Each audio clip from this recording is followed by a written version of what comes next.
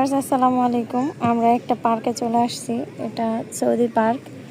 এখানে ওই সাইডে আছে সাগর, পুরোটা সাগর পার, আর এই সাইডে পার্ক।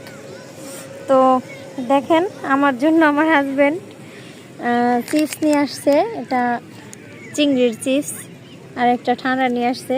ভালোবেসে নিজে খাবে না, কিন্তু আমার জন্য নিয়ে আসছে, আমাকে খাওয়াবে সেই জন্য। যাই হোক, চিপসটা খুবই সুস্বাদু এবং মজাদার, ভালোই লাগে। খাওয়া দাওয়া করলাম, একটু ভালোই লাগছে।